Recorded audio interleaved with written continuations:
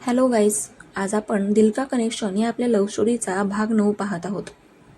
हॉस्पिटलच्या त्या थंड आणि निर्जीव चेहऱ्यांवर पडलेला अमायराचा तो तुटलेला चष्मा पाहून कबीरच्या काळजाचा ठोका चुकला. डोक्याच्या दुखापतीमुळे अजूनही त्याच्या शरीरामध्ये प्रचंड वेदना होत्या, पण त्या वेदनांपेक्षा अमायराला गमावण्याची भीती त्याच्या मनाला 1000 पटीने जास्त टोचत होती. त्याने तो तुटलेला चष्मा आपल्या थरथरत्या हातामध्ये उचलला आणि आपल्या छातीशी घट्ट धरला. कबीरचे डोळे रागाने आणि अश्रूंनी लाल झाले होते. रणजित कपूर स्वतःच्या पापांवर आणि पांघरून घालण्यासाठी कोणत्या थराला जाऊ शकतात हे कबीरला चांगलंच ठाऊक होतं. पण यावेळी कबीर फक्त एक मुलगा म्हणून नाही, तर अमायराचा हक्काचा माणूस म्हणून उभा होता. राहुल, कुठे आहात सगळे तुम्ही? आयजी सर, माझी अमायरा गायब झाली आहे.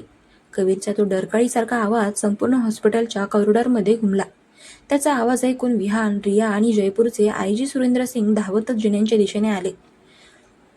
जमिनीवर पडलेला चष्मा आणि कबीरच्या हातातील रक्ताची सलाईन उपटल्यामुळे वाहणारी धार पाहून आयजींना परिस्थितीचे गांभीर्य समजले. कबीर, शांत हो. राहुल, लगेच हॉस्पिटलचे सगळे एक्झिट्स ब्लॉक करा. सीसीटीव्ही फुटेज चेक करा आत्ताच्या आत्ता. आयजींनी वायरलेसवर आपल्या टीमला कडक हुकूम सोडला. विहान कबीरच्या जवळ आला आणि त्याने त्याचा खांदा पकडला. केसी, तू स्वतःला सांभाळ. डॅड एवढं मोठं पाऊल उचलतील असं मला वाटलं नव्हतं. पोलीस शोधतायत तिला. कबीरने विहानचा हात झटकला. त्याच्या डोळ्यामध्ये आता कमालीचा क्रूर ॲटिट्यूड आणि राग होता. विहान भाई, डॅडने मर्यादा ओलांडलीये.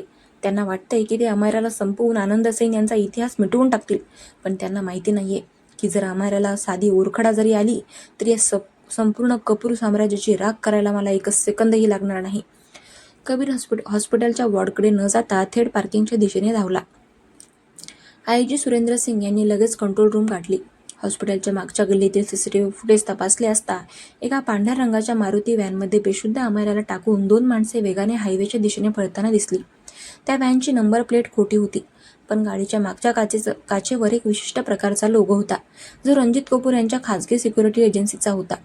कबीर, आम्हाला लोकेशन ट्रॅक झालंय. ती व्हॅन जयपूर बाहेर असलेल्या अजमेर हायवेच्या दिशेने गेली आहे.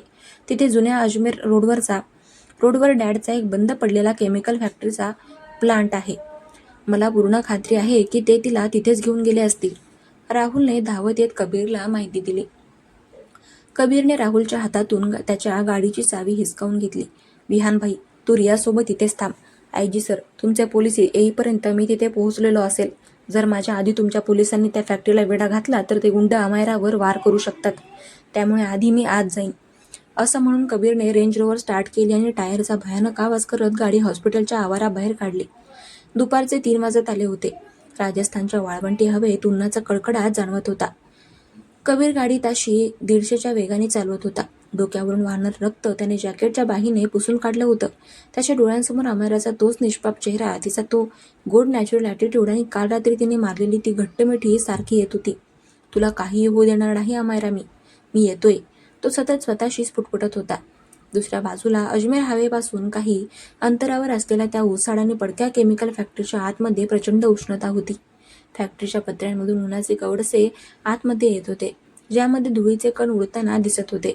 अमायराला एका लोखंडी खुर्चीला जाड दोरीने घट्ट बांधून ठेवण्यात आलं होतं. क्लोरोफॉर्मचा अंमल आता हळूहळू ओसरत होता. अमायराने जड झालेले डोळे उघडले. समोरचा अंधुक चेहरा आता स्पष्ट होऊ लागला होता. तिचा चष्मा नसल्यामुळे तिला लांबचं नीट दिसत नव्हतं, पण समोर उभी असलेली आकृती कोणाची आहे हे ओळखायला तिला वेळ लागला नाही. तो रणजित कपूर यांचा मुख्य विश्वासू गुंड आणि शार्प शूटर जग्गा होता. त्याच्या हातात एक धारदार चाकू होता, ज्याने तो स्वतःची नखे कोरत होता. शुद्धीवर आलीस तर? आनंद सेन यांच्या लाडक्या लेकी, जग्गाने क्रूर हसत म्हटलं.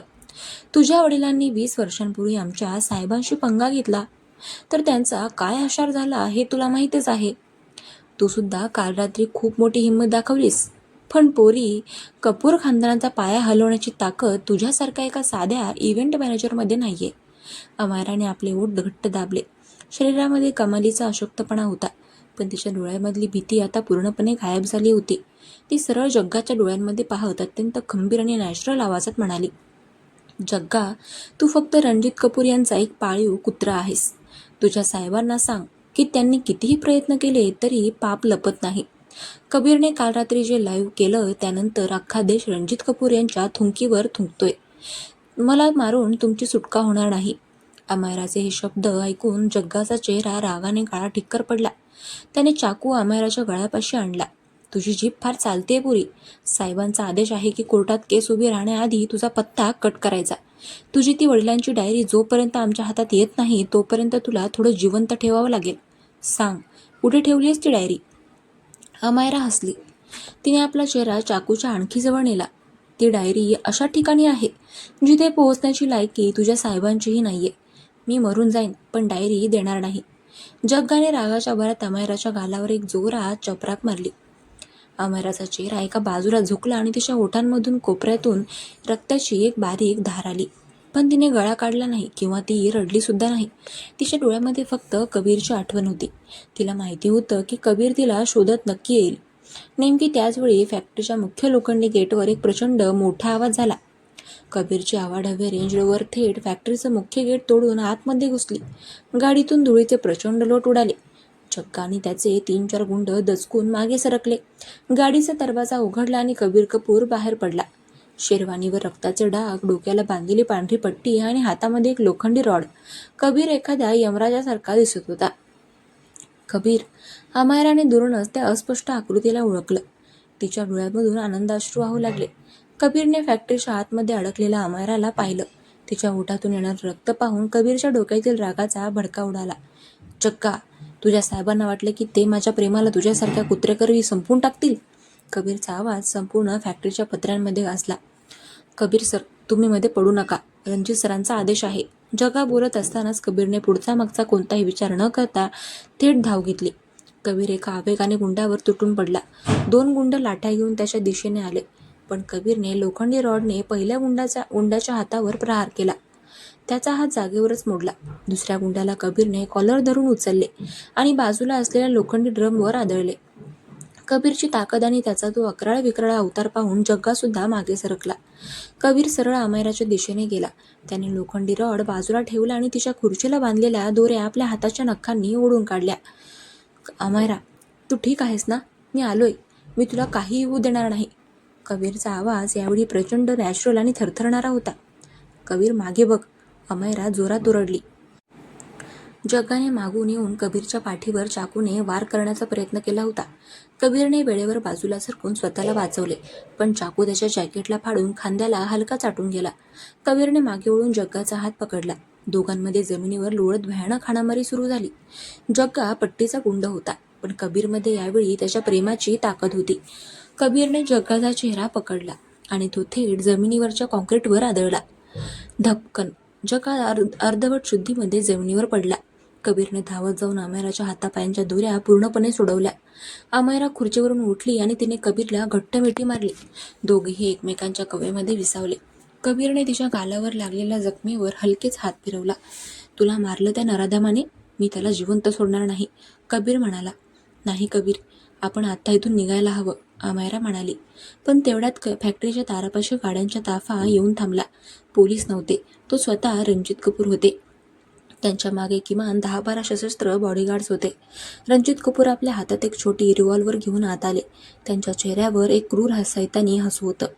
खूप छान परफॉर्मन्स होता कबीर, रणजित कपूर टाळ्या वाजवत म्हणाले. माझा मुलगा असून तू एका सामान्य मुलीसाठी एवढी मोठी फाईट केलीस. मला तुझा अभिमान वाटला असता जर तू हे माझ्या विरुद्ध केलं नसतं तर. पण आता खेळ संपलाय. कबीर अमायराच्या समोर ढाल बनून उभा राहिला. डॅड, बंदूक खाली ठेवा. पोलीस कोणत्याही क्षणी इथे पोहोचतील. तुमचे गुंड पकडले गेलेत आणि संपूर्ण देश तुमच्यावर थुंकीवर थुंकतोय. आता तुमचं साम्राज्य संपले. रणजित कपूर हसले. त्यांच्या डोळ्यामध्ये सत्तेची नशा अजूनही जिवंत होती. साम्राज्य कधीच संपत नाही कबीर. जोपर्यंत ती डायरी आणि तुम्ही दोघे जिवंत आहात तोपर्यंत मला धोका आहे. जर आज या फॅक्टरीमध्ये एका अपघातात कबीर कपूर आणि अमायरा सेन जळून खाक झाले तर जगाला वाटेल की 2 प्रेमींनी आत्महत्या केली आणि आनंद सेन यांचा इतिहास कायमचा मिटून जाईल. रणजित कपूर यांनी बंदूक सरळ कबीरच्या छातीवर रोखली. अमायराने कबीरला मागे खेचण्याचा प्रयत्न केला. रणजित कपूर, हिंमत असेल तर माझ्यावर गोळी झाडा. तुमच्या मुलाला मध्ये आणू नका. अमायरा, गप्प बस. कबीरने तिला मागे ढकलले आणि तो वडिलांच्या अगदी जवळ गेला. बंदूक थेट त्याच्या छातीला टेकली होती. कबीरने वडिलांच्या डोळ्यामध्ये पाहिले. त्यांच्या चेहऱ्यावर आता भीती नाही तर तीव्र तिरस्कार होता. गोळी झाडा डॅड, झाडा गोळी. तुमच्या या हातांनी 20 वर्षांपूर्वी एका मित्राचा बळी घेतला होता आज स्वतःच्या मुलाचाही बळी घ्या, पण लक्षात ठेवा, तुम्ही माझ्या शरीराला मारू शकाल, माझ्या आणि अमायराच्या प्रेमाला नाही. आणि ती डायरी ती राहुलने आधीच पोलिसांच्या स्वाधीन केली आहे. डायरी पोलिसांकडे गेली हे ऐकताच रणजित कपूर यांच्या हातातील बंदूक हलकी थरथरली. त्यांचा तो घमेंडी मुखवटा क्षणार्धात गळून पडला. नेमकी त्याचवेळी फॅक्टरीच्या बाहेर पोलिसांच्या सायरनचा प्रचंड आवाज झाला आणि आयजी सुरेंद्र सिंग यांच्या नेतृत्वाखाली पोलिसांच्या एका मोठ्या तुकडीने फॅक्टरीला चारही बाजूंनी वेढा घातला. रणजित कपूर, बंदूक खाली टाका. तुम्ही चारही बाजूंनी घेरले गेला आहात. पोलिसांचा आवाज लाऊडस्पीकरवर घुमला. रणजित कपूर यांच्या बॉडीगार्ड्सनी आपापल्या बंदुका खाली टाकल्या. रणजित कपूर यांच्या हातातील रिव्हॉल्वर जमिनीवर पडली. ते जागेवर हताश होऊन बसले. पोलिसांनी आत येऊन रणजित कपूर यांच्या हातामध्ये बेड्या ठोकल्या. 20 वर्षांनंतर अखेर कायद्याने आणि निसर्गाने आनंद सेन यांच्या मृत्यूचा न्याय केला होता. रणजित कपूर यांना जेव्हा पोलीस बाहेर घेऊन जात होते तेव्हा विहानही तिथे आला होता. त्यांनी वडिलांकडे एक तिरस्कारयुक्त कटाक्ष टाकला आणि तो कबीर व अमायराच्या जवळ गेला. केसी, अमायरा, तुम्ही दोघे ठीक आहात ना? विहानने दोघांनाही जवळ घेतलं. संध्याकाळची वेळ झाली होती. फॅक्टरीच्या बाहेर वाळवंटातील सूर्य आता पूर्णपणे मावळतीला लागला होता, पण आकाशात एक नवीन आशेची आणि प्रेमाची पहाट उगत होती. कबीरने राहुलच्या हातातून अमायराचा नवीन चष्मा घेतला आणि तो हलक्या हाताने अमायराच्या डोळ्यांवर चढवला. अमायराला आता कबीरचा चेहरा एकदम स्पष्ट दिसत होता. तिने कबीरच्या डोळ्यांमध्ये पाहिलं, जिथे फक्त आणि फक्त तिच्याबद्दलचं अथांग प्रेम दडलेलं होतं. आता कसं वाटतंय मिस सेन? कबीरने नेहमीच्या नॅचरल आणि गोड स्वरामध्ये तिला विचारलं. अमायराने हसून कबीरचा हात पकडला आणि तिने आपले डोके त्याच्या खांद्यावर टेकवले. आता सगळं काही एकदम परफेक्ट वाटतंय, मिस्टर कबीर कपूर. या लव्ह स्टोरीतला मालिकेचा हा 9वा भाग होता, जिथे सूड, रहस्य, ड्रामा आणि संघर्षाचा अंत होऊन कबीर आणि अमायराच्या खऱ्या नॅचरल प्रेमाची नवीन सुरुवात झाली होती. तर मंडळी, आजचा हा भाग इथेच संपतो. तुम्हाला काय वाटतं, काय होईल पुढे? रणजित कपूर शांत बसतील का? कमेंट करून नक्की कळवा. आणि हो, आपल्या चॅनलला सबस्क्राईब करायला विसरू नका. भेटूया उद्याच्या भागात.